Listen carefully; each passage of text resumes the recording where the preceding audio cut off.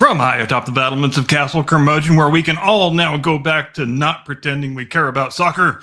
Good evening, Mr. and Mrs. America, and all ships at sea. Welcome to the Blast Radio. So good to have you with us tonight. And as we convene this evening, the Spaniards have just defeated their former Argentine colonial subjects in a World Cup final played in a New Jersey, choking under the fumes of Canadian wildfires. How international is that? Before an audience consisting of most of the human race and several billion of whom will shortly become qualified international referees. And in true soccer fashion, no goals were scored until 105 minutes into the match, and not a single one of those minutes went by without at least one whiny douchebag rolling around on the ground pretending to be injured, because nothing says I'm a big, tough professional athlete like clutching your knee in melodramatic theatrical agony as a result of a guy grazing your shoe with his shoe. But notwithstanding all of that, the spectacle of the event is undeniably enormous. 48 national teams, 3 host countries, cavernous stadiums, global television coverage, and enough corporate sponsorship to ensure that even the match ball probably has an official banking partner. And it provides us with a convenient doorway into a supersized edition of This Week in History. How supersized is it, you ask? Well, 3 entries per day instead of the customary one. It's like This Week in History took a handful of little blue pills and it is ready to party. And you, the viewer, will spend the next day and a half with an ice pack on your nether regions. As it happens, the very first edition of the World Cup began during the week that we have just completed, in circumstances that were considerably more modest, considerably less organized, and, in one important respect, considerably more successful for the United States. Over the next 7 calendar dates, we will encounter revolutions, religious schisms, disputed crowns, catastrophic wars, atomic bombs, spaceships, theme parks, computer chips, perfect gymnastics scores, and competitive bicycle riding conducted under conditions that today would violate several international treaties and possibly numerous criminal statutes. There is no one single theme tying all of it together beyond the customary reminder that history refuses to remain in one genre.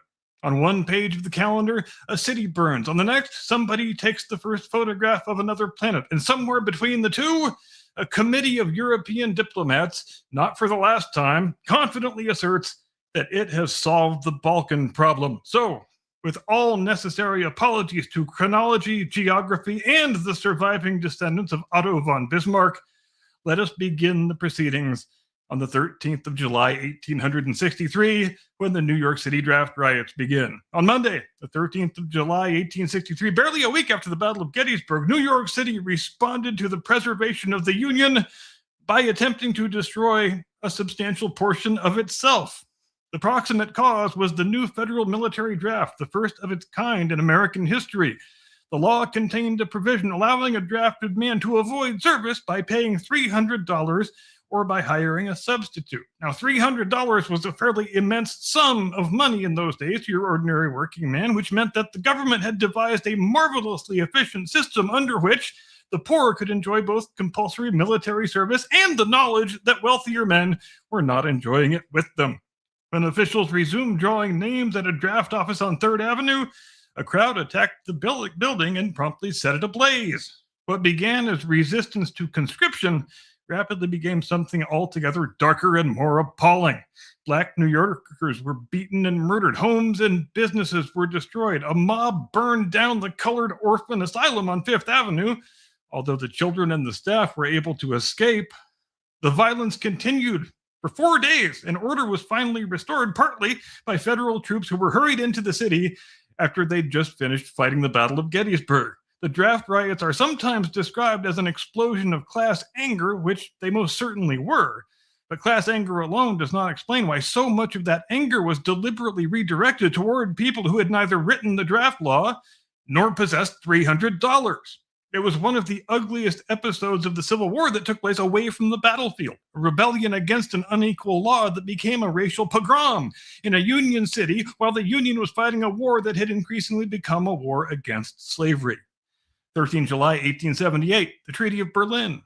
Exactly 15 years later, on Saturday, the 13th of July 1878, the representatives of Europe's great powers signed the Treaty of Berlin. Its purpose was to settle the latest crisis in the Balkans, a phrase that has appeared so many times in history that it ought to be followed automatically by ominous music. Russia had defeated the Ottoman Empire and imposed the Treaty of San Stefano, creating an enormous autonomous Bulgaria that would have placed much of the Balkans within Russia's political orbit. Britain and Austria-Hungary regarded this as fairly intolerable, not because they objected to powerful empires rearranging smaller nations, naturally, but because on this occasion it was somebody else's powerful empire that was doing the rearranging.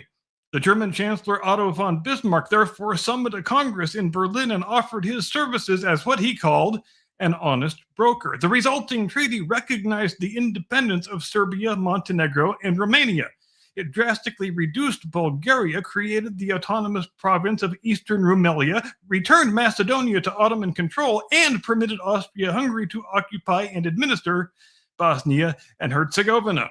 Britain, meanwhile, had secured Cyprus through a separate agreement with the Ottomans before the Congress had begun. The treaty prevented an immediate European war, which was not nothing. It also left nearly every interested nation dissatisfied, humiliated, or convinced that it had somehow been cheated. Russia resented Germany. Bulgarians resented the partition of Bulgaria. Serbs coveted Bosnia. Austria acquired responsibility for Bosnia without acquiring any sensible means of making its inhabitants pleased about the arrangement. Europe congratulated itself upon restoring the balance of power. 36 years later, the heir to the Austrian throne was murdered in Bosnia by a Bosnian Serb, and everybody discovered that the problem had apparently required a bit of additional work. 13 July 1930, the first World Cup begins. On Sunday, the 13th of July 1930, the first FIFA World Cup began in Montevideo, Uruguay. This brings us neatly back to the match that was played earlier today, although almost nothing about the original tournament resembled the modern planetary extravaganza that we know today. There were only 13 teams. No qualifying competition had been held. Every entrant came by invitation, and only 4 European countries accepted, largely because reaching Uruguay required an expensive transatlantic voyage lasting approximately 2 weeks at the shortest. The Romanian team reportedly traveled aboard a ship personally arranged by King Carol II, which is the sort of direct royal involvement that FIFA has since replaced with hospitality packages. 2 matches kicked off simultaneously. France defeated Mexico 4-1, while the United States defeated Belgium 3-0, or 3-0 if we're holding to formality. The Frenchman Lucien Laurent scored the first goal in World Cup history. The Americans, meanwhile, advanced to the semifinals, which remains our best ever performance, and which occurred before most Americans had been formally notified that soccer exists. Uruguay went on to win the tournament, defeating Argentina in the final before a fiercely partisan home crowd. And so the World Cup began, not with 48 teams, billion-dollar broadcasting contracts, and an extended halftime spectacular, but with 13 invited nations, several ocean liners, and 2 simultaneous matches in Montevideo. 96 years later, Spain and Argentina contested the championship in New Jersey today, and the scale has altered somewhat, but the basic arrangement remains unchanged. 22 men pursue a ball for 90 minutes, after which entire nations spend the next 4 years explaining that the referee was bribed. 14 July 1789, the storming of the Bastille. On Tuesday, the 14th of July 1789, the people of Paris stormed the Bastille, thereby beginning the French national tradition of celebrating political change with masonry damage. The Bastille was a medieval fortress that had become a royal prison and a symbol of arbitrary authority. By 1789, however, it was not exactly operating at peak capacity. The revolutionaries who captured it liberated 7 prisoners, 4 forgers, 2 men suffering from mental illness, and 1 aristocrat imprisoned at the request of his own family. This was not quite the subterranean army of political martyrs suggested by later revolutionary artwork, but freeing prisoners was not the crowd's main practical objective that day. Paris was in turmoil. The king had dismissed the popular finance minister Jacques Necker. Royal troops had gathered around the capital. The population had already seized thousands of muskets from the Hotel des Invalides, but those muskets required gunpowder, and the Bastille contained a considerable supply. After hours of fighting and confused negotiation, Governor Bernard René Delaunay surrendered the fortress. He was then promptly killed, his head placed upon a pike, and the revolution commenced its long campaign to persuade future generations that every administrative transition requires a severed head in a public procession. Militarily, the capture of the Bastille was a relatively small affair. Politically, it was colossal. It demonstrated that royal authority in Paris could be defeated by popular force, and news of its fall helped to trigger uprisings throughout France. The Bastille itself was soon dismantled, but as symbols go, it proved considerably more durable after demolition than it ever had while it was standing. 14 July 1916, the Battle of Byzantine Ridge. On Friday, the 14th of July 1916, 2 weeks after the disastrous opening of the Battle of the Somme, the British Fourth Army attacked the German defenses along Byzantine Ridge. It is one of the more interesting deep cuts of the First World War because, unlike the stereotypical Somme attack, it initially succeeded. The assault was carefully prepared. Rather than announcing the attack with a week-long bombardment audible in neighboring counties, the British concentrated their artillery fire into a shorter, more intense preparation. Infantry moved forward under cover of darkness and assembled in no man's land, dangerously close to the German lines. They attacked at dawn and achieved genuine surprise. British troops captured Byzantine-le-Grand, Byzantine-le-Petit, and much of Longueval, breaking into the German second defensive position and opening a possible route toward High Wood. For several hours, an opportunity existed to exploit the breach. Then came the traditional second phase of a successful British offensive: delay, confusion, and the gradual transformation of opportunity into another battle. Cavalry, which amazingly still existed at this late date, was sent forward far too late and in insufficient strength. High Wood was not immediately secured. The fighting spread into Delville Wood, which became the scene of a prolonged and exceptionally vicious struggle. Byzantine Ridge matters because it demonstrates that the British Army was capable of learning. Better artillery concentration, night assembly, and surprise produced results that had been absent back on the 1st of July. Unfortunately, armies generally learn only one lesson at a time, while battlefields are permitted to ask several questions simultaneously.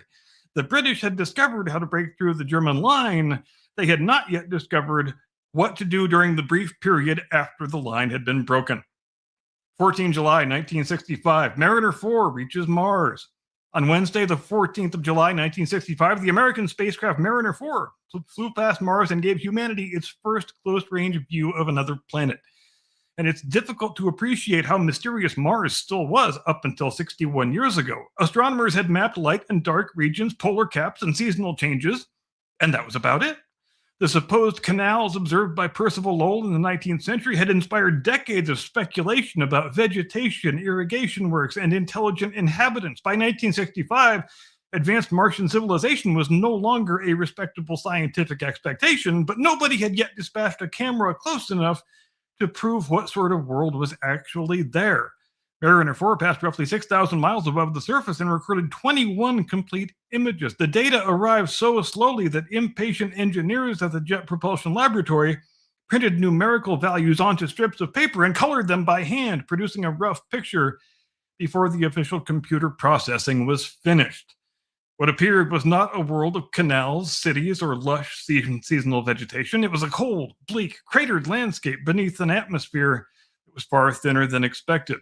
The photographs covered only a small portion of Mars and gave an overly lunar first impression of how a planet we now know contains enormous volcanoes, canyons, and evidence of ancient flowing water. But in that moment, an entire imaginary civilization disappeared.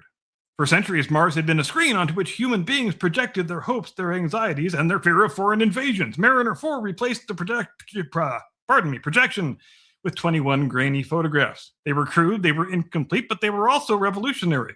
Humanity had finally gone close enough to look at Mars in the face, and Mars, with characteristic planetary discourtesy, appeared not to have dressed for the occasion. 15 July 1099, the Crusaders captured Jerusalem. On Friday, the 15th of July 1099, the armies of the First Crusade achieved their main strategic objective by capturing the city of Jerusalem. The Crusaders had departed Western Europe nearly 3 years earlier, answering Pope Urban II's call to aid Eastern Christians and recover the Holy Land. That journey had carried them through starvation, disease, siege warfare, political intrigue, and the occasional discovery that their supposed Byzantine allies did not necessarily want enormous bands of heavily armed Franks wandering unsupervised through their empire. By June 1099, the surviving Crusaders had reached Jerusalem, which was then controlled by the Fatimid dynasty of Egypt. They lacked adequate food, water, and siege equipment, but obtained timber and constructed 2 great siege towers. On the morning of 15 July, the tower commanded by Godfrey of Bouillon reached the northern wall. Crusaders crossed onto the defenses, opened a gate, and then poured into the city. What followed was a massacre. Muslim inhabitants were killed in large numbers. Jewish residents who had sought refuge in a synagogue were burned inside of it.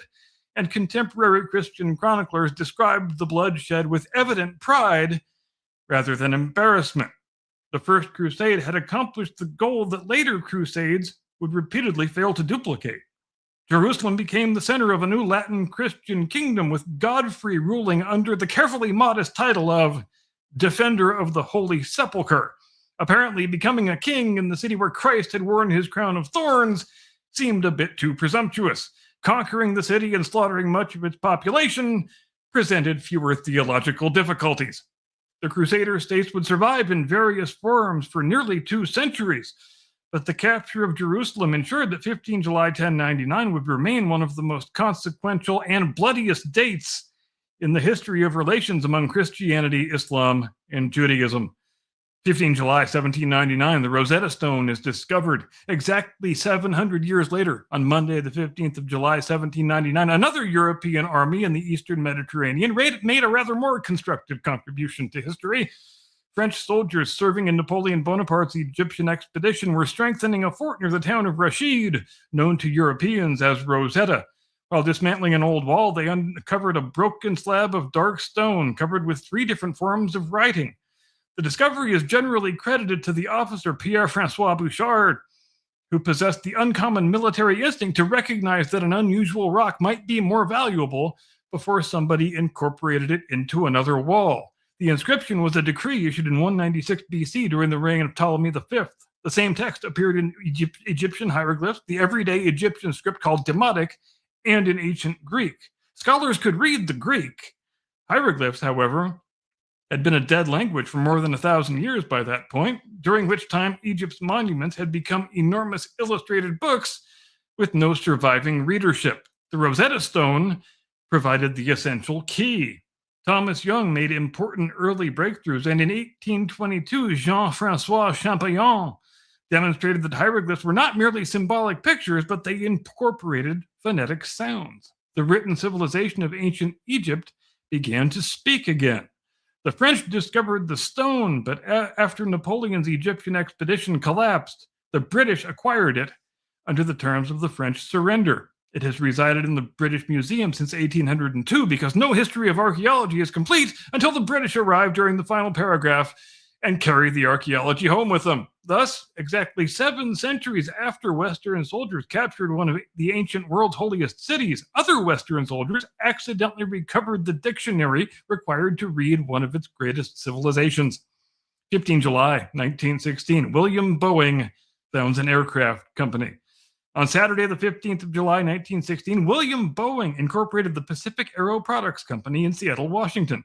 Boeing was a wealthy timber businessman who had become fascinated by aviation after having attended an air show in California. Like many early aviation enthusiasts, he took one look at a machine constructed largely from wood, wire, and optimism and concluded that it represented the future of transportation. Boeing learned to fly and purchased an airplane, but became frustrated by the difficulty of obtaining replacement parts.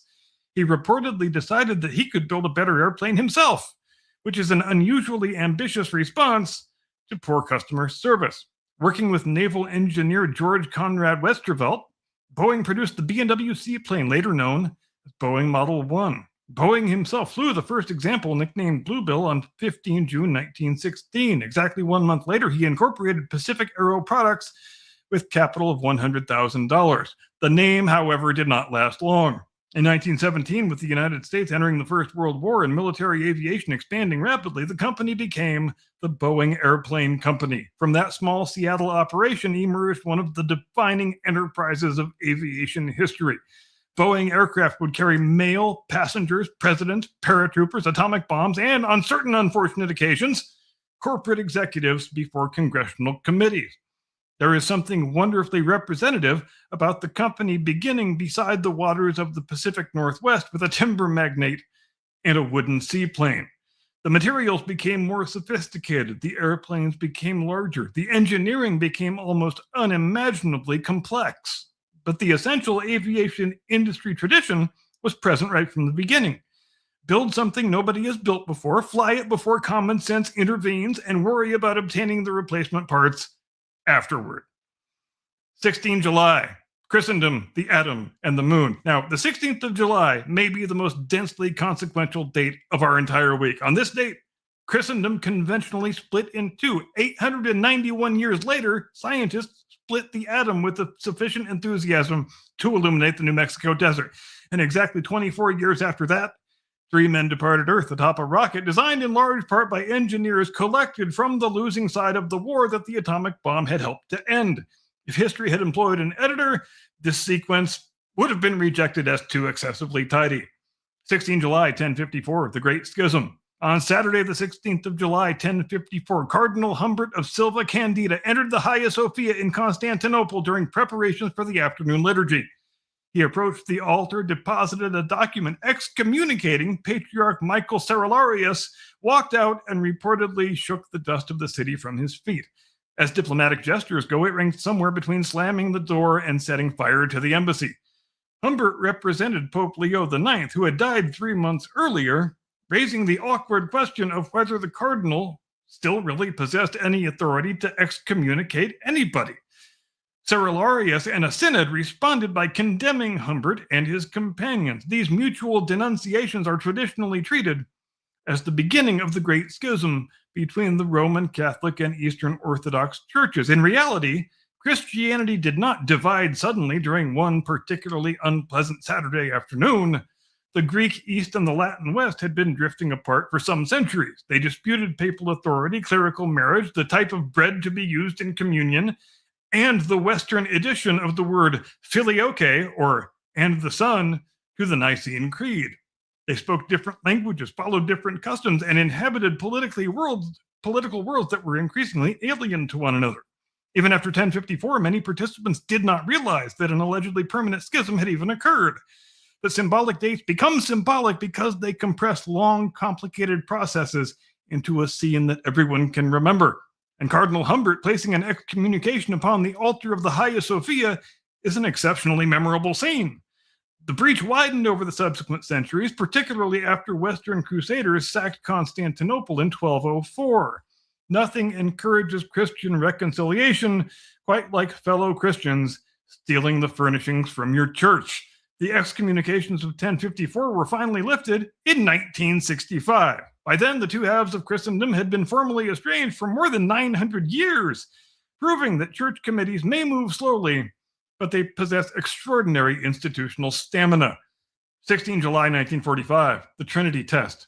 At 5:29 on the morning of Monday, the 16th of July 1945, scientists detonated the world's first atomic device in the Jornada del Muerto desert of New Mexico. The name means Journey of the Dead Man, which in retrospect seems a little too perfect to have survived the screenwriting process. The device was simply known as the Gadget. It contained a plutonium core surrounded by carefully shaped explosive lenses designed to compress it inward and produce a nuclear chain reaction. The implosion design was so complex and so uncertain that the Manhattan Project scientists considered a full-scale test to be absolutely essential. The Gadget was raised atop a 100-foot steel tower. Bad weather delayed the scheduled detonation, while military and scientific observers waited at shelters miles away, uncertain precisely what was going to happen. There had been joking speculation that the bomb might ignite the atmosphere and destroy the world. Calculations showed this was effectively impossible, which is a reassuring phrase only when the calculation has already proved correct. The flash illuminated the desert floor. The explosion vaporized the tower, fused sand into radioactive green glass, later dubbed trinitite, and produced a yield equivalent to roughly 21,000 tons of TNT. The atomic age had begun. Trinity demonstrated that the plutonium implosion weapon worked. A similar device was dropped on Nagasaki 24 days later after the uranium bomb destroyed much of Hiroshima. The bombs, the Soviet entry into the Pacific War, and Japan's worsening military position combined to produce surrender. The precise balance among those causes remains debated. What cannot be debated is that humanity had crossed a technological Rubicon from which there was no retreat. Until Trinity, extinction by human engineering belonged largely in the realm of speculative fiction. After Trinity, it became government policy, military doctrine, and an item in the national budget.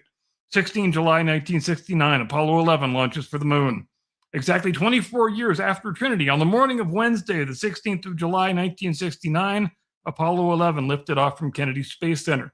Neil Armstrong, Buzz Aldrin, and Mike Collins sat atop a Saturn V rocket, 36 stories tall, containing enough fuel and controlled violence to remove 3 men from the Earth.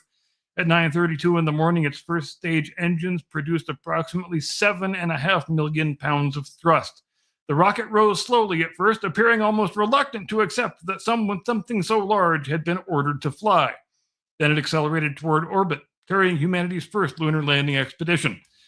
The connection between Apollo and the Second World War was not merely chronological. The Saturn V development team was led by Dr. Wernher von Braun, who had designed Germany's V-2 ballistic missile. After the war, the United States brought von Braun and other German specialists to America through Operation Paperclip. They arrived as valuable technical assets, while the slave labor, brutality, and deaths associated with V-2 production were treated as so much inconvenient cargo that need not accompany them through customs. Apollo was far larger than von Braun or his German team, though hundreds of thousands of Americans worked across government, universities, and private industry to make the first moon landing possible. But the linkage was unmistakable. The ballistic missile created to bombard European cities had become an ancestor of the rocket that was carrying explorers beyond Earth. 4 days after the launch, Armstrong and Aldrin landed the lunar module Eagle in the Sea of Tranquility, while Collins remained in lunar orbit. The 20th century had taken human beings from the first powered flight to the moon in 66 years. And on 2 successive 16th of July, separated by exactly 24 years, the spoils of history were put to radically different uses. In 1945, scientists demonstrated that civilization could destroy itself. In 1969, engineers demonstrated that it could leave its own planet. The same species had developed both capabilities. The remarkable thing is that we managed to point the second rocket upward. 17 July 1453, the Battle of Castillon. On Tuesday, the 17th of July 1453, the French and English fought the last greatest battle of the 100 Years' War near Castillon in Gascony. The French army had constructed a fortified encampment defended by several hundred cannon under the direction of Jean Bureau, one of the architects of France's increasingly formidable royal artillery. The English commander was John Talbot, the Earl of Shrewsbury, an experienced and famously aggressive soldier who had been fighting the French for so long that restraint had apparently come to seem vaguely unpatriotic. Talbot received reports suggesting that the French were retreating. Instead of waiting for his entire army, he hurried forward and attacked. The supposed retreat turned out to be merely some movement among the camp followers. The French army remained very much present, protected behind earthworks and equipped with enough gunpowder to make the distinction immediately apparent. English troops charged the fortified position and were torn apart by concentrated artillery fire. Reinforcements arrived piecemeal and joined the catastrophe piecemeal. Talbot's horse was reportedly killed by a cannonball, pinning him beneath it, after which a French soldier finished him off. The defeat shattered England's last serious field army in Gascony. Bordeaux surrendered to Charles VII 3 months later, leaving Calais as England's only significant possession in France. There was no grand peace treaty formally concluding the 100 Years' War. After 116 years, everyone simply stopped fighting it. If military entropy is a thing, this was it. But Castillon was more than the end of a long dynastic quarrel. It demonstrated that disciplined infantry, earthworks, and organized field artillery could destroy the mounted aristocratic warrior culture that had dominated medieval battlefields. The English longbow had helped to win at Crécy and at Agincourt. At Castillon, the cannon announced that it had been promoted. 17 July 1945, the Potsdam Conference begins. On Tuesday, the 17th of July 1945, the leaders of the victorious Allied powers assembled at Potsdam outside the ruins of Berlin to decide what was to become of Germany and the world that Germany had attempted to conquer. The participants, at the start at least, were Joseph Stalin, Harry Truman, and Winston Churchill. Truman had been president for only about 3 months. He had inherited Franklin Roosevelt's war, Roosevelt's advisors, and Roosevelt's relationship with Stalin, without inheriting Roosevelt's experience in managing any of those things. Churchill, by contrast, had been directing Britain's war since 1940 and probably expected to remain present until somebody officially switched off the lights of Europe. Instead, Britain held a general election. When the votes were counted during the conference, much to the surprise of most people in the world, Churchill's Conservative Party had been decisively defeated. He went home and was replaced at the negotiating table by Clement Attlee, giving Potsdam the unusual distinction of beginning with one British prime minister and ending with another. The conference addressed occupation zones, reparations, Germany's borders, the movement of millions of people, and the fate of Poland. The Allies agreed upon German demilitarization, denazification, and prosecution of war criminals, but the wartime partnership was already beginning to fracture. The Soviet Union controlled Eastern Europe. The Western powers increasingly feared what Stalin intended to do with it. And in the New Mexico desert, one day before the conference opened, the Trinity test had revealed that Truman possessed a weapon unlike anything in human history. The conference was intended to arrange the peace after the Second World War. Instead, it also became one of the first great conferences of the Cold War. Churchill arrived as the man who had warned the world about Hitler. He departed as the leader of the opposition. Truman arrived as an inexperienced replacement. He departed knowing that the United States now possessed the atomic bomb. Stalin, he arrived knowing almost all of that already. 17 July 1955, the opening of Disneyland. On Sunday, the 17th of July 1955, Walt Disney opened Disneyland in Anaheim, California, before a nationwide television audience.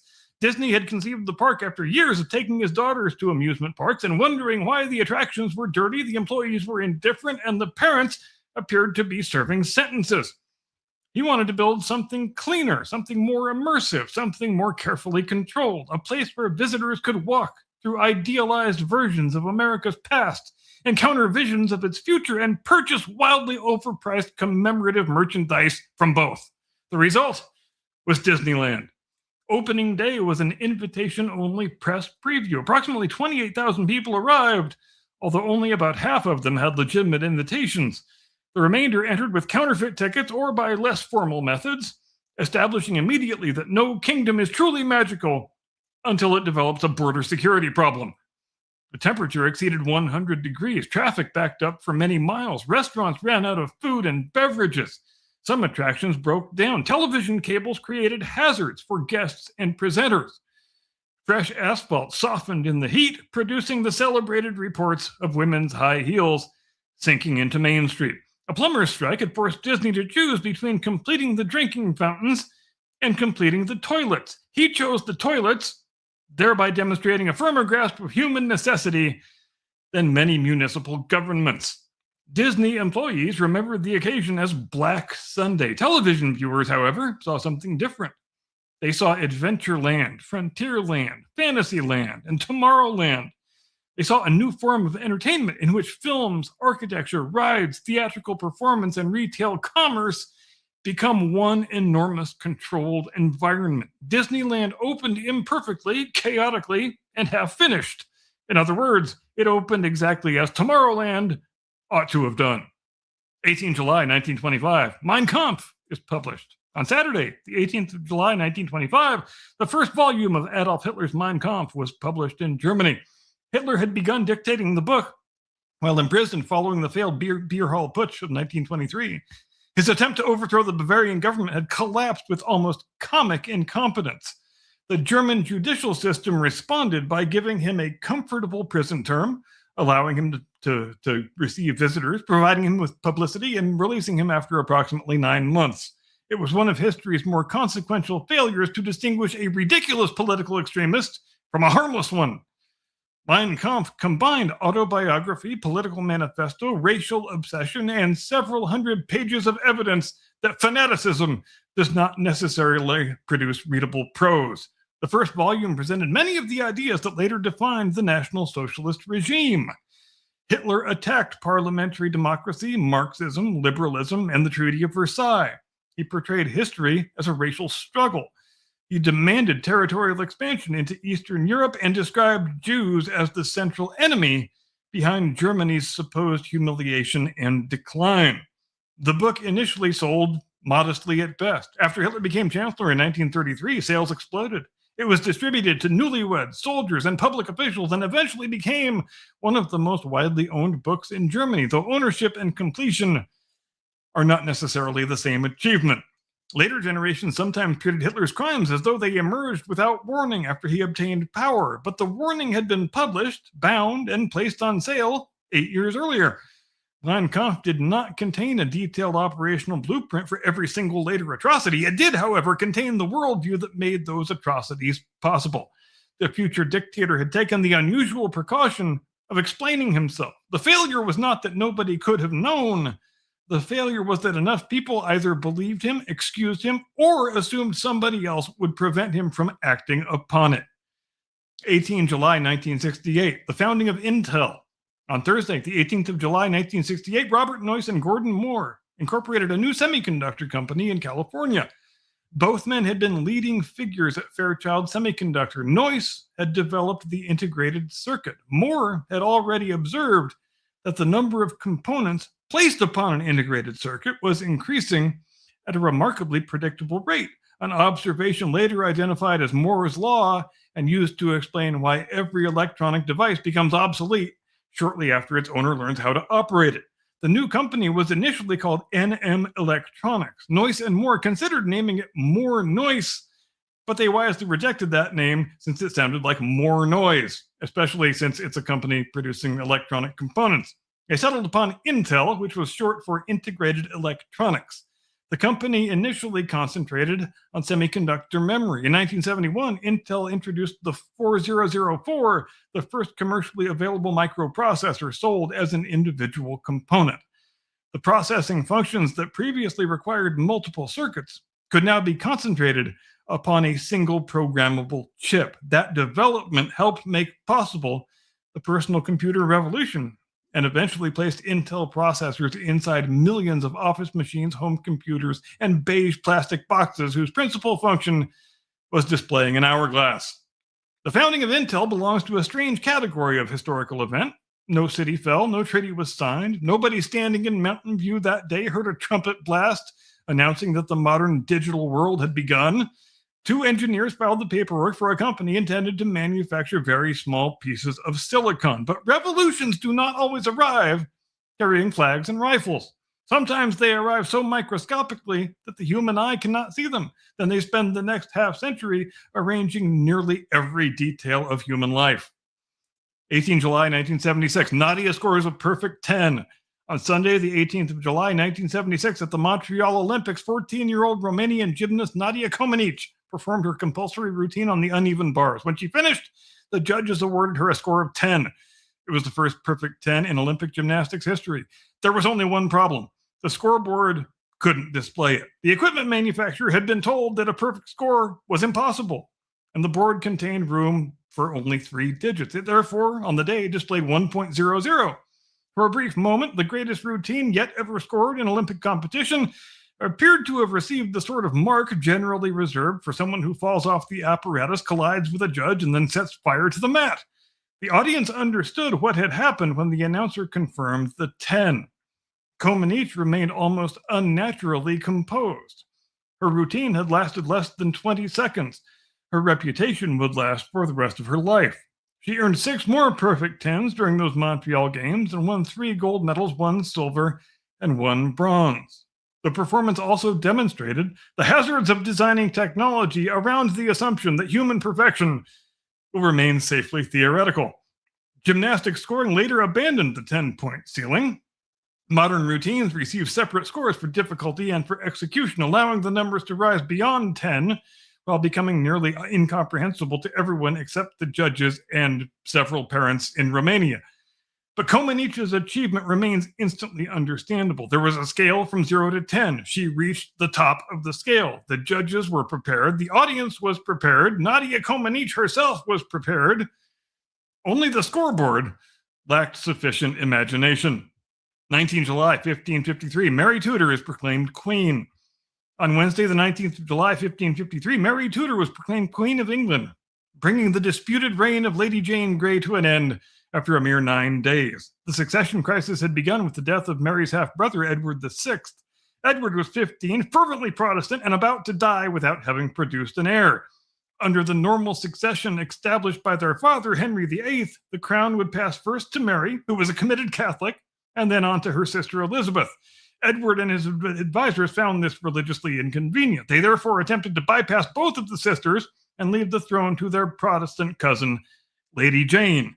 Jane was intelligent, well-educated, and approximately 16 years old. She was also married to the son of John Dudley, the Duke of Northumberland, the most powerful man in Edward's government.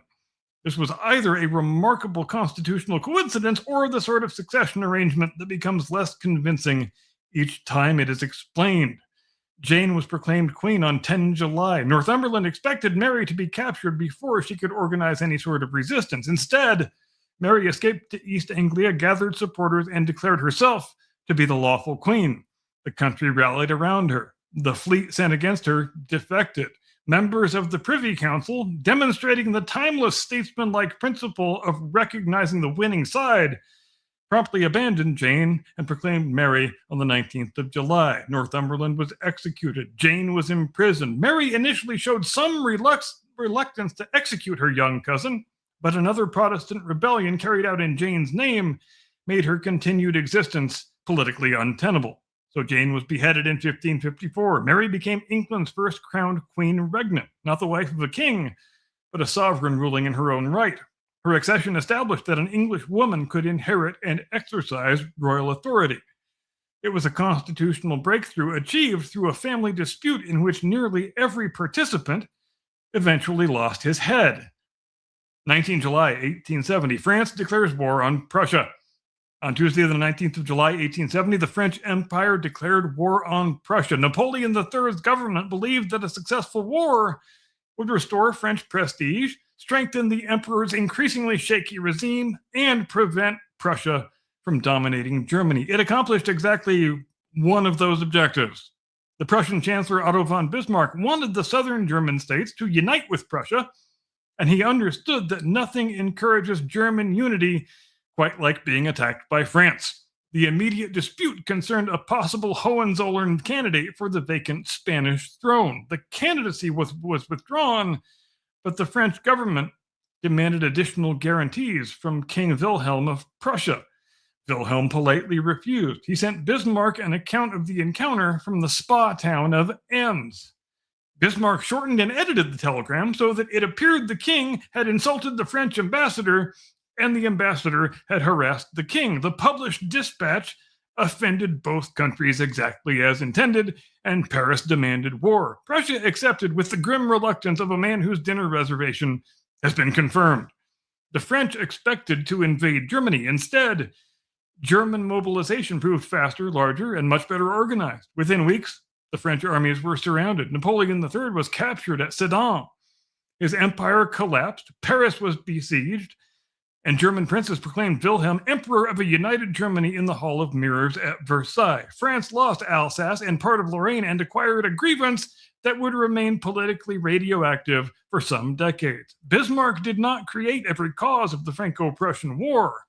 French insecurity, German nationalism, and mutual hostility had prepared the powder, but he understood exactly where to place the match. The French government entered the war seeking prestige. 6 weeks later, its emperor was a prisoner, and its empire no longer existed. It remains one of history's finest demonstrations that the phrase short victorious war should immediately cause everyone in the cabinet room to hide the stationery. 19 July 1903, a chimney sweep wins the Tour de France. On Sunday, the 19th of July 1903, Maurice Garand won the inaugural edition of the Tour de France. The race had not been created by a sporting federation or by a national government, but by the newspaper L'Auto, which needed a publicity stunt large enough to destroy one of its rival publications. Editor Henri Desgrands approved a race around France consisting of 6 stages and approximately 2,428 kilometers. Only 60 riders started the race. 21 of them completed every stage. The stages bore little resemblance to modern professional cycling. The final run from Nantes toward Paris covered approximately 471 kilometers.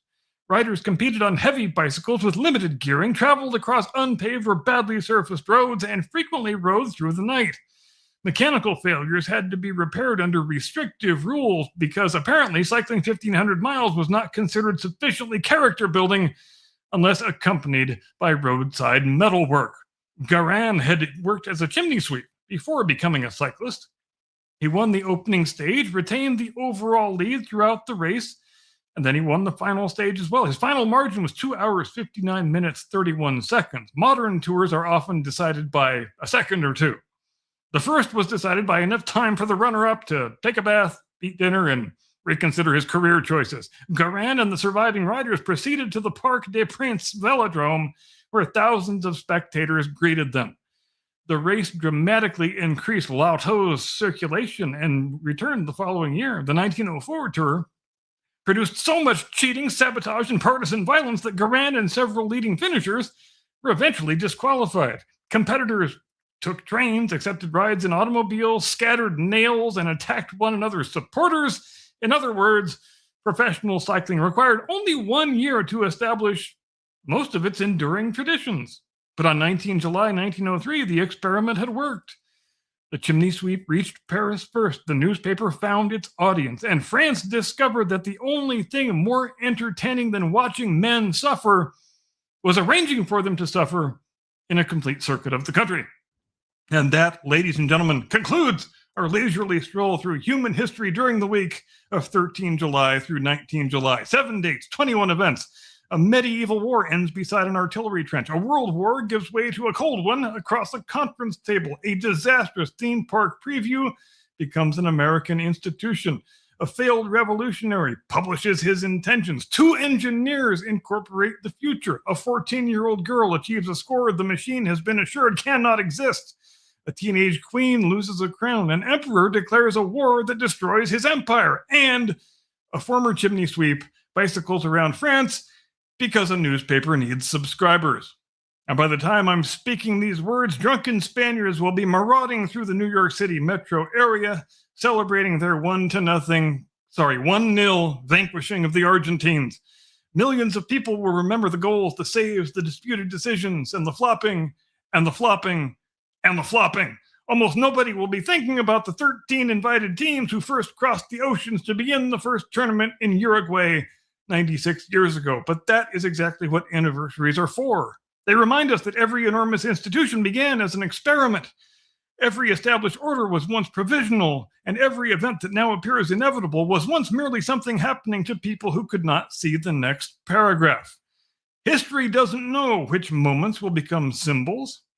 It doesn't know which companies will transform the world, which battles will end in age, or which teenager will exceed the capacity of the scoreboard. History, in all of its beautiful obstinance, simply keeps occurring. And then it leaves the rest of us to assign the dates, erect the monuments, and complain that the referee was bribed. And with that, I crisply pass the pelota over to my distinguished colleague, your illustrious co-host, the one and only, your friend and mine, Mr. Caucasian Sasquatch.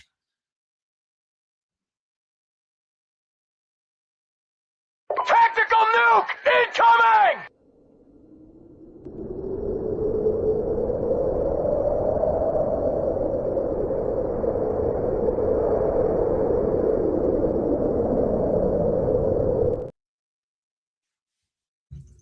If God had wanted man to play soccer, he wouldn't have given us arms. Mike Ditka. I love that.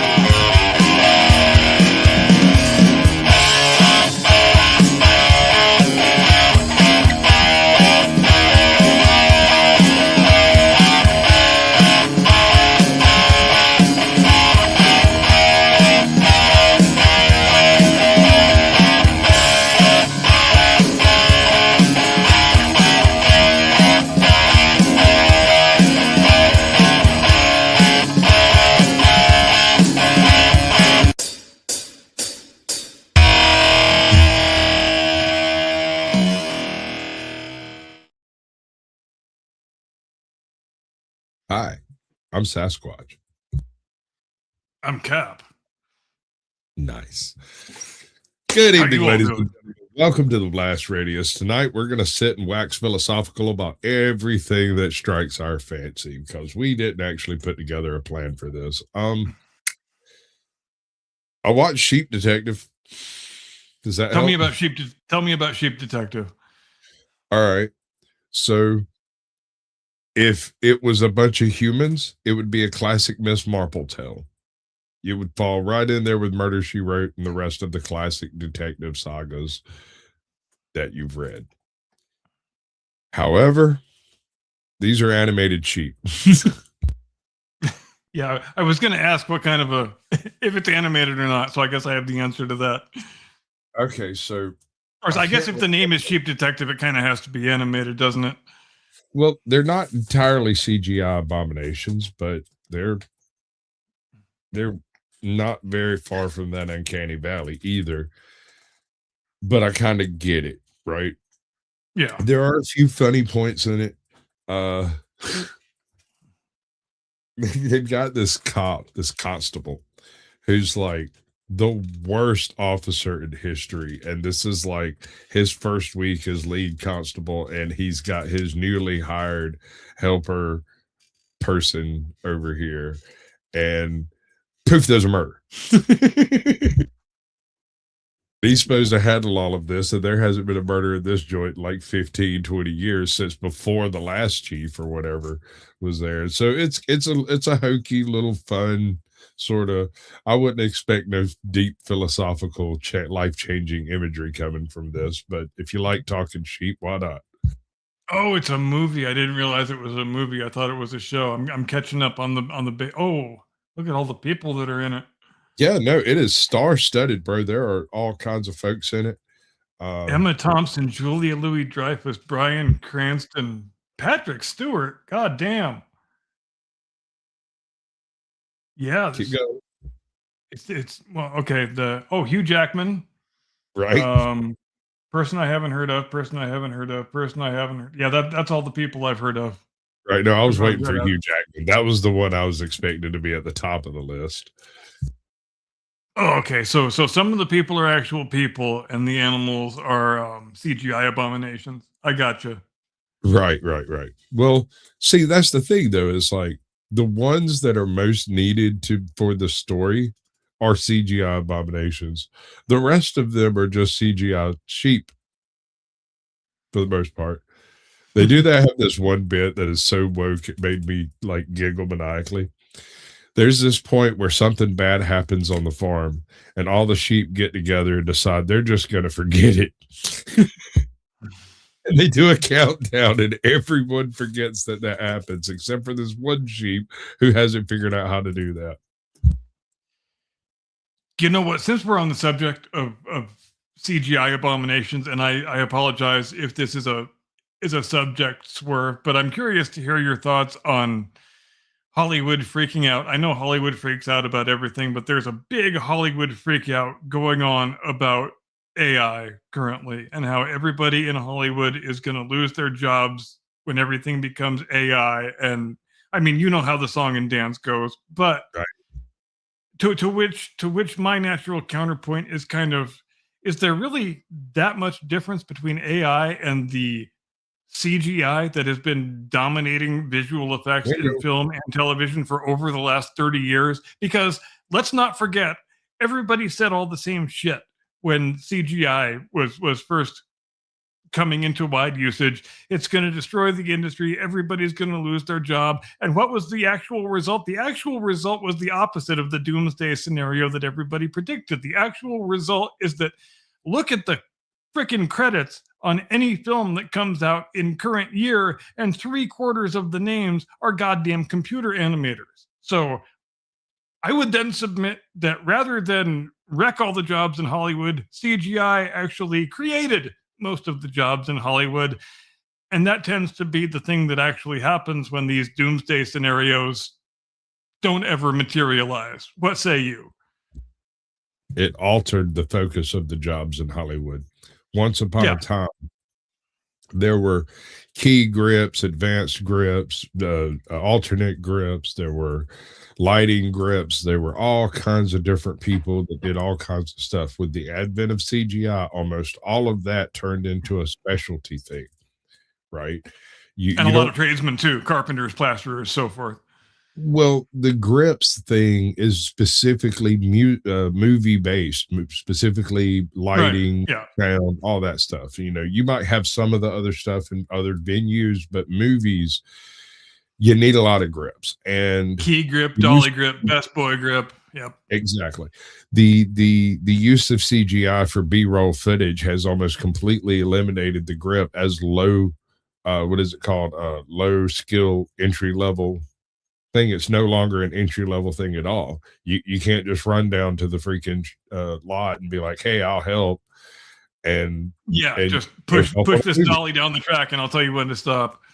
Right. It's not like that anymore. Now all of that stuff is so super freaking regulated that it's almost impossible to get it in any of those places, and CGI is largely responsible for that. Absolutely. And as we know, CGI in general has not had a necessarily positive effect on the art of filmmaking. It hasn't, and I find it a little depressing that some of the special effects out of, I don't know, 2010 are competitive with special effects occurring this year, right? I would go back even farther than I would go back all the way to the 50s and 60s. Some of the war movies, specifically the naval combat movies, some of the miniature work in those movies is better than CGI today. Go ahead.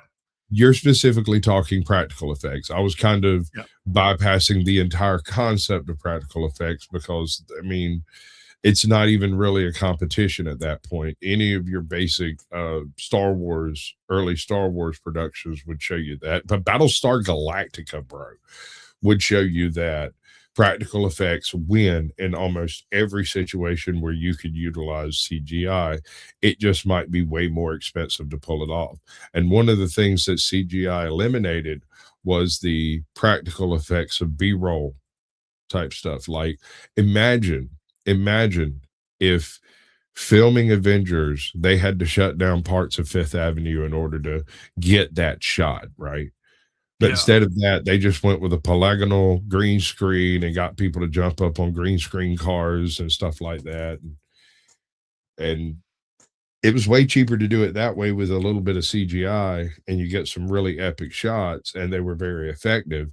But at the same time, it was an entirely different protocol for filming.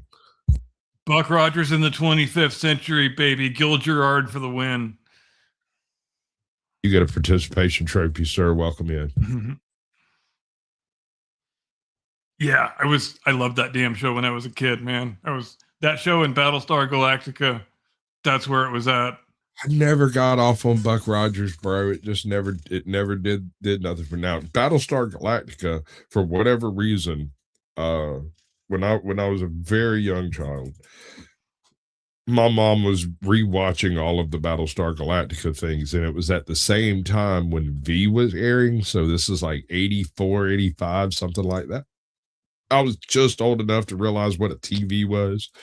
And my very first introduction into deep sci-fi was a very confusing mixture of Battlestar Galactica and V. Yeah. Aaron Gray. Aaron Gray made me feel feelings I didn't yet understand.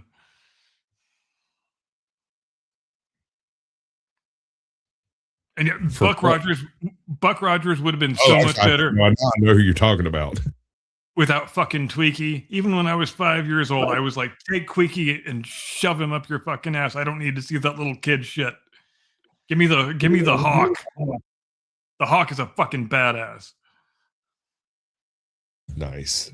And Aaron Gray is a handsome woman. Yeah, I even though I was one of the little kids they were targeting, I always hated when they would try to put little kid shit into these shows. I don't want to see little kid shit. Just give me just because I'm a little kid doesn't mean I want to see little kid shit. It shouldn't be difficult to understand. I want to watch the same shit that the adults want to watch. Like, come on, man, work with me here.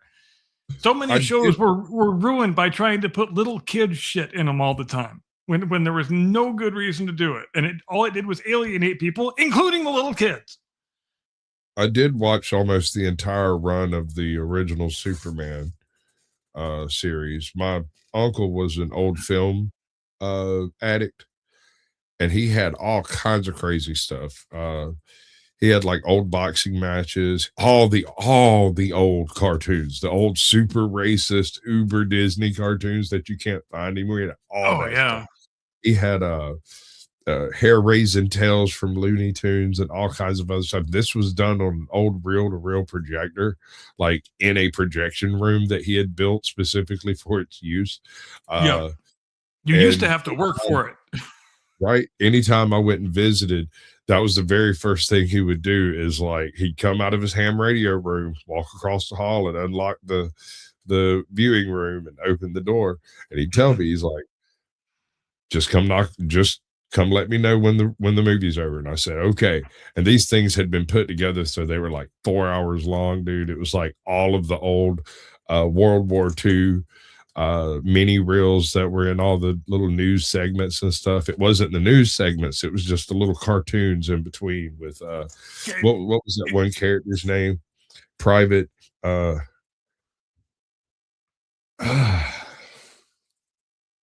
it's a mixtape, just like we used to do with cassettes. Yeah. But the thing is because the way he got these is he worked at a movie theater, and as they were taken out of rotation, he added them to his own collection. And so here he is, 76 years old, right? And he's got this one nephew that just can't get enough of the damn things. Like, I watched everything in his collection maybe 10 times. Jack the George Reeves Superman, give me that all day long. I could have. I mean, how I'm watching that when it's at least 30 years after it was made, when I was the age to be watching it on reruns, and who gives a shit? I didn't care it was from the 50s. It was badass. George Reeves Superman was so much cooler than Adam West Batman, not even a contest.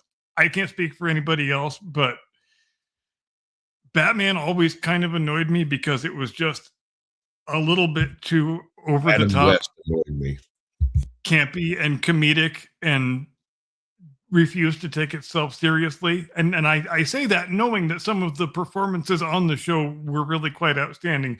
Burgess Meredith, Cesar Romero in particular. But the overall tone of the show and, the comic book speech bubbles during the fight scenes, I never really could get very into that. I know what they were going for. I just wasn't into it.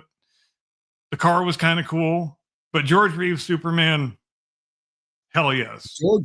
I got to watch the George Reeves Superman bit years later. I had like 2 part-time jobs, and I'd worked it out to basically 4 8-hour shifts a week, and had the 2 jobs on the same days, about 30 minutes in between them.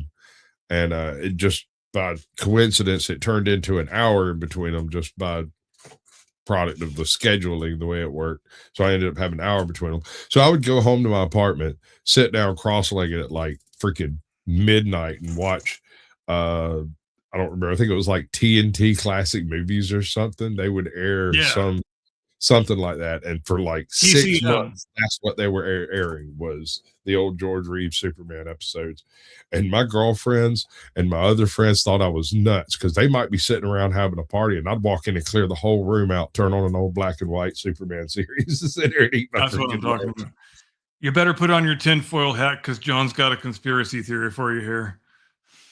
Let's see what we got. Oh bother.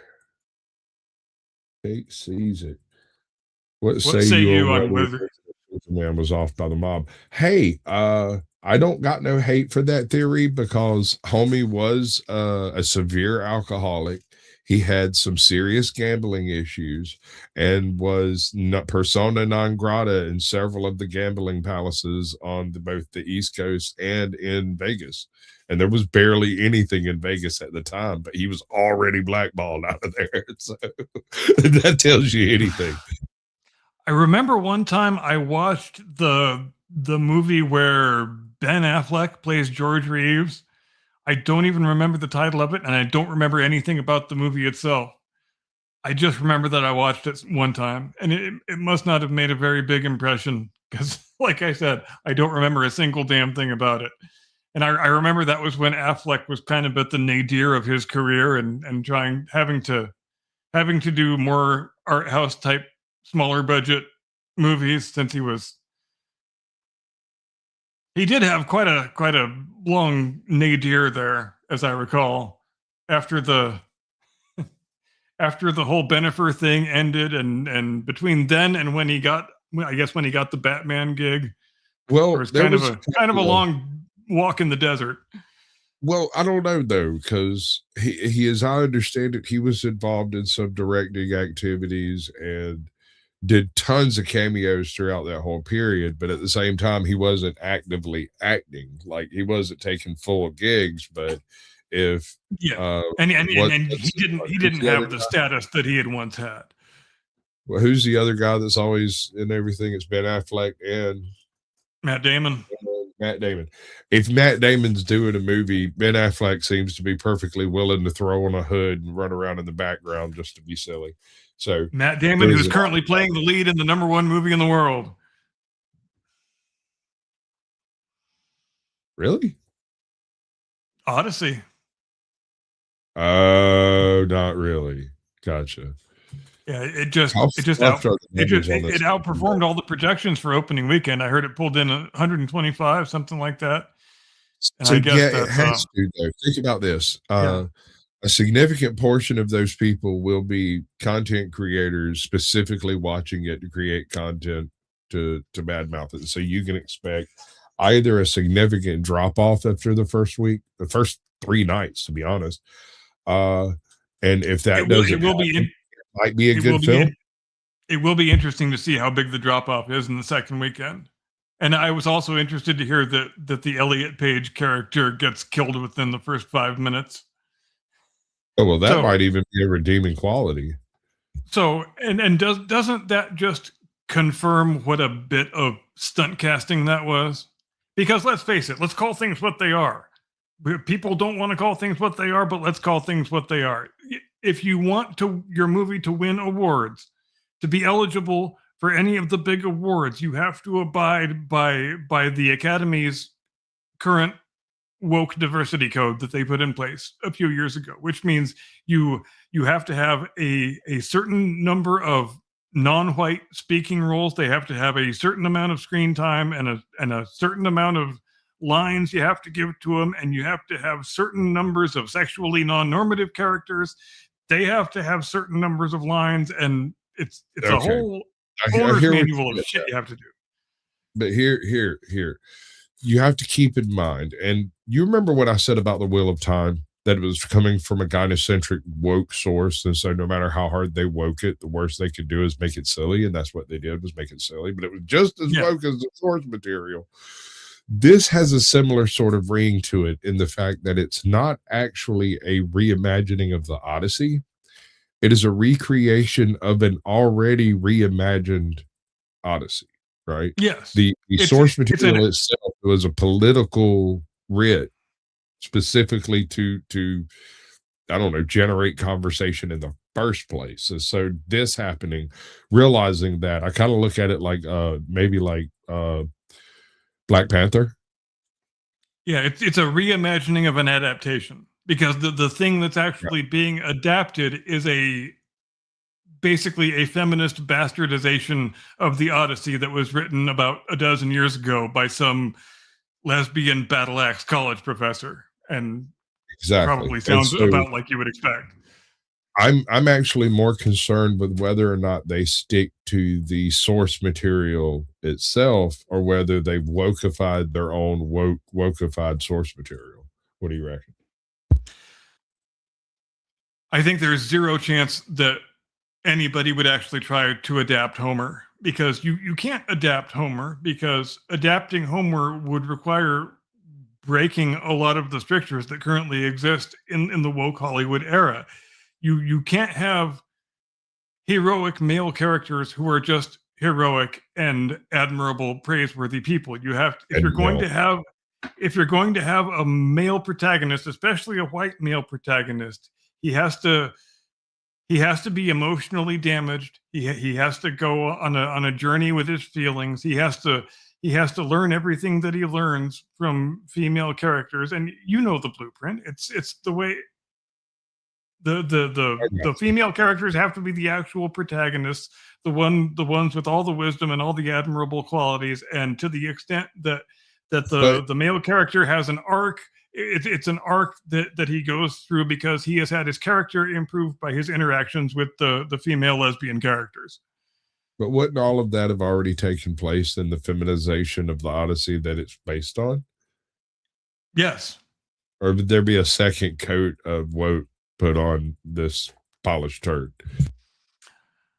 I think it's probably a fairly direct adaptation of the lesbian feminist bastardization that is the actual source material, because as we know, Homer is not the actual source material, because that's another thing that you can't do in woke Hollywood, is you can't uncritically adapt great works from the distant past. You have to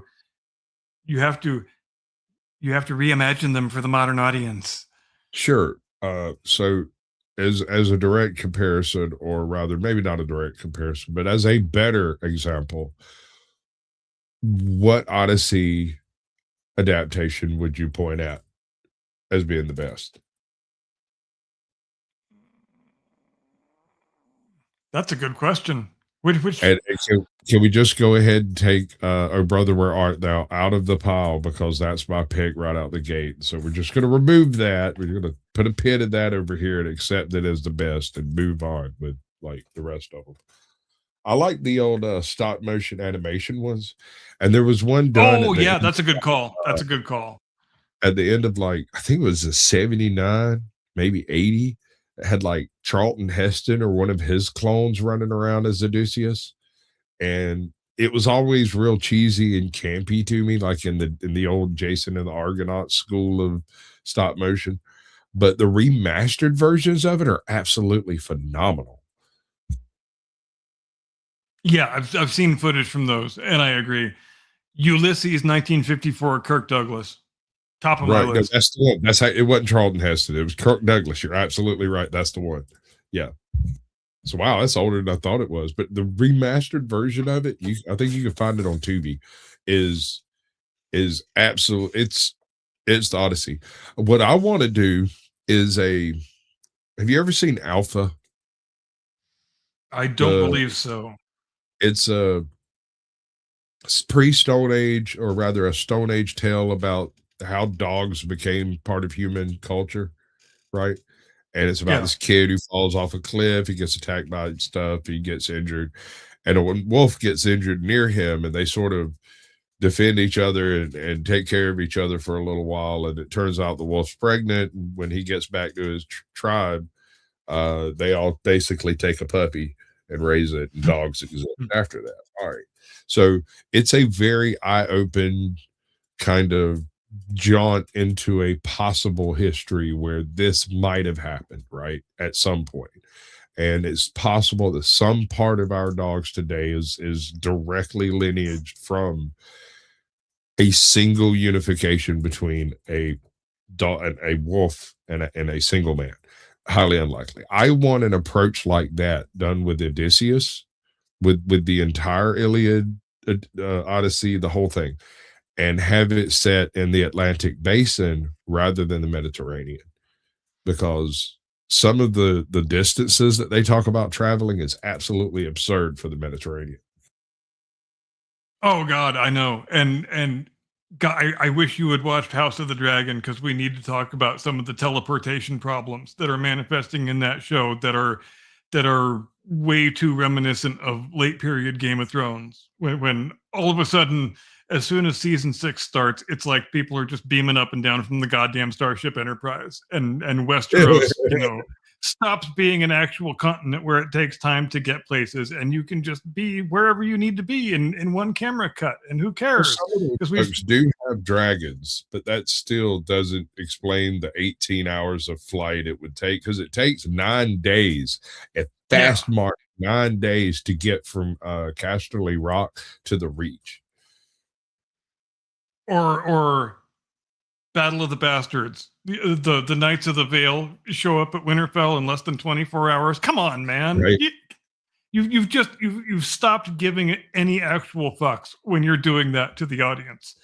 And the people running the show at the time, they even said, we have stopped giving any fucks. We are going for the big dramatic exploitative action beats that we want to go for, and it's such a departure after the first 5 seasons of the show, where they tried so assiduously to keep the thing grounded in the geographical reality of the world that they are supposed to be inhabiting. And that's one of the things that made the show awesome. And it's the absolute moment that they run out of written material, that goes completely out the window. And everybody can just be wherever they need to be, whenever they need to be there, even if it should be a month-long trip. We've stopped caring about that. It is such a slap in the face to the audience, and I still regret it so much. And so since we haven't done this, and we really need to do this. Where did Game of Thrones, the original series, where did the Game of Thrones drop off? Where was the plummet? When you watch it back in retrospect, I mean, there are little hints of it. Latter half of season 5, I would say, the Jaime and Dorne subplot specifically, but it goes absolutely off a cliff in terms of teleportation and suspension of disbelief. Right, exactly at the start of season 6, and it gets progressively worse and worse and worse as you get into season 7 and season 8. And by the time you get to the end of the series, it's basically a parody of itself. It might as well be Saturday Night Live. None of the things that made the show good are still in existence, and like it almost gets to a point where every single scene is impossible to take seriously. Because of some stone in the shoe type of thing that you just can't unsee or ignore. All right, perfect example. There's the scene where Daenerys has already crossed the narrow sea. She's got her 10,000 raging Dothraki. She's got her army, her 5 legions, 10 legions of Unsullied. She essentially has an insurmountable slave force that will lay their lives down. They encountered the what is it? Their names, Rickon and Randall Tarly in the Reach. They utterly just annihilate their supply train, their army, and everything else as she demands that they bend the knee. It should be one of the greatest scenes in the entire freaking series, is an actual execution by Dragonfire. And something's a little bit off in the perspective in the scene. And in one scene, the dragon's like standing under a tree, and in the next scene, the dragon's standing on a rock next to the tree and is 10 times bigger than the tree and breathes fire. And then right back to the next scene where she steps up on his back like it's a freaking step stool job. And I'm like, God damn it. My wife was like, "Oh, that was great. Look at him burn." And I was like, it broke. It's so much easier to see the cliff that the show went off when you're watching it back with the benefit of, I guess, nearly a decade of hindsight now. Because when you're watching it in real time, week to week, you want it to be good because, it's been good. You're invested in the show, and you're willing to give it the benefit of the doubt that you probably shouldn't be willing to give it. Like, why did Arya Stark get stabbed half a dozen times in the gut and then jump into a shit water filled canal and no infections? She's perfectly fine. Couple days later, she can do parkour all the way down the streets of Bravos and get into a sword fight. Oh, that was another one. Oh my god. Oh my god, dude. When all right, so that fight between her and the waif, right? Yeah, And yeah. he's basically getting her ass creamed from the top of Bravos all the way to the seashore, the whole way until she finally gets her hands back on Needle. Now, I kind of understand the point of all of this is to test her commitment to life to determine how well she can serve death, right? I've read the book the thing of it. It was different. There was a lot more involved in the big book depiction of that whole sequence. Putting out the light in the wine cellar, that last bit, fucking genius. But the total like what's the name of that movie? Die Hard. The Die Hard ass whipping that girl takes through that city is just completely uncalled for. There's no way she's standing by the time she gets in. She jumps off of like a 5-foot aqueduct into a big pile of freaking fruits. Dude, like tumble. 30 yards down a freaking flight of stairs, hits the bottom and comes up sprinting like Usain Bolt, bro. It's crazy. And you were stabbed in the gut half a dozen times less than 48 hours ago. And it's parkour, tumble, parkour, gymnastics, sword fight. Bleeding all over the place currently. Yeah. And not to mention the fact that if you get stabbed in the gut in medieval times, you're probably almost certainly dead anyway, even if you don't jump into a shitwater-filled canal in the middle of a filthy-ass medieval city. But they just pile one thing on top of the other until you can't take the show seriously anymore. And it's my favorite part of the later portions was the Clegane Arya arc in combination with the Podrick Brianna of Tarth arc and the Jaime Lannister arc that was built all together, where they end up at the Battle of Winterfell, and Brienne of Tarth, Gregor Clegane, not Gregor, but the Hound, and the big giant, the half giant guy from the north are all sitting around talking. And of course, he's super hard for Brienne of Tarth, right? Like he really wants some of her because he knows she's got giant blood. He wants a big boy, right? So he's over there flattering her. Yeah, she's seen the big woman. Yeah, he's flattering her left, right. It's like, well, you're a knight. She's like, I can't be a knight. And he goes, why not? Because I'm a woman. Why does that matter? And then Jaime Lannister stands up and says, you don't need a king to make a knight. It's true. Any knight. And he draws his sword out, puts her on her knees, gives her the full service. And here's the thing.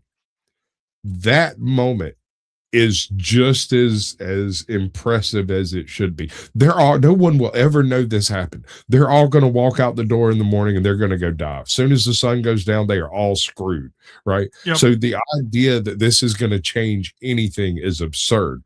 And yet at the same time, there is a maester in the castle and he might live. So it is possible her name gets put in the book as the first female knight. And also, here's a couple other things, because Podrick was there during one of the ass whoopings, and the different people she's bested in combat always had a witness. Right? So all of her deeds should eventually land over there on Tarly fella, the maester. Think about it, bro. One of my favorites is the episode where we are reintroduced to the Hound after we thought he was dead for a whole season, and the guy, Brother Ray, I think is his name. He says, "It must have taken some man to defeat you," and the Hound goes, "It was a woman." Yeah, it was a woman, and then later a little girl. The only things that ever beat the Hound in actual combat. And the thing you mentioned is actually one of my favorite things about this universe, is the democratization of knighthood. That any knight can make another knight, and it doesn't have to be done by an authority figure. Although obviously that would have that would have less than favorable ramifications that aren't really discussed anywhere in the universe, because obviously the net result would be that some knights would just sell knighthoods for a certain price, Yeah, because we know that would happen. there's actually a bit about that, and it might be the Duncan Egg series, or Is there? it could be anywhere. I don't know exactly where it's at, but it talks about a, I think he's referred to as a knightly lord. He was a knight who was like the footman of some particularly powerful lord, like, I don't know, Tywin Lannister of Casterly Rock, and was granted a lordship as bequeathed by Casterly Rock, right? And so Yeah. he's still a knight of the realm, but he's also a lord over his own lands. And when anytime he came up short for taxes or whatever, he'd just knight a dozen people for a few grand. Now, he did have a rule. All of these knights had to stay in court. They could not go out roaming the countryside making more knights. And if they found out anybody was, he was a knight. So he could go straighten that out fairly succinctly. So that would be the equivalent in the British system of something like a baronet, which is basically a hereditary knighthood, where you have. Well, see, that's one thing. Yeah, in the world of Westeros, I don't believe knighthoods are hereditary. Lordships are. No, lordships are. Right. So the fact that a knight was capable of attaining a lordship, typically knights aren't. They that's kind of where they end up shooting their wad, is by being a knight. Yeah. Becoming a lord after the fact is what the hell did he do? And there's no station you can be born into that makes you automatically entitled to be a knight. You still have to have it conferred upon you by somebody else who already has been so dubbed. And yet, that's one of the. I don't know if it's a problem, but it's just kind of weird, because in the last episode of House of the Dragon, the 3 dragon seeds, Ulf and Hugh and Adam, they make a big deal of the 3 of them being knighted in the Red Keep by the queen, and being dubbed with the sword by the king consort, and they treat knighthood as something that can only be conferred upon them by the queen. But as we know, since we've been in this universe for longer than 5 minutes, that's not the way it is. They can be knighted by any knight they see passing them on the street, if the knight feels so inclined. But it just kind of struck me funny. This is a period before the quote unquote modern period of Westeros. Once upon a time, especially either during and immediately after the Dance of Dragons, knighthoods were conveyed either by specific writ of the king or queen, as the case may be, and could only be done by descendants of Valyrians or some crap like that. There during the Dance of the Dragons, all of the knighthood rules kind of got tossed out, and who could be a knight and who couldn't be a knight was sort of attached to whichever throne that they were particularly behind. The Blackfire Rebellion and all of that. Oh yeah, it screwed up knighthoods for 800 years. I don't know, 400 years or something like that. 50 years, I can't remember. It's 90 years before. No, it's way longer than that. Before, no, it's about 150 years. Right. So it screws up knighthoods for like 100 years, and they start getting like back to the salt of the earth kind of thing again. Oh wait, it's already that time. Shit, my bad. It's already that time. Thanks, ladies and gentlemen, ever so much for joining us here on the Blast Radius tonight. We sure appreciate you being with us, as we always do. Hope you enjoyed the monologue. Hope you enjoyed the discussion. Have a great tomorrow and a fantastic day after that, and a lovely, edifying rest of your week. We will see you next week, 8 Eastern, 5 Pacific, Sunday night, as we always do. See you next time. Do not comply. Get off my lawn. Actual footage of the monologues.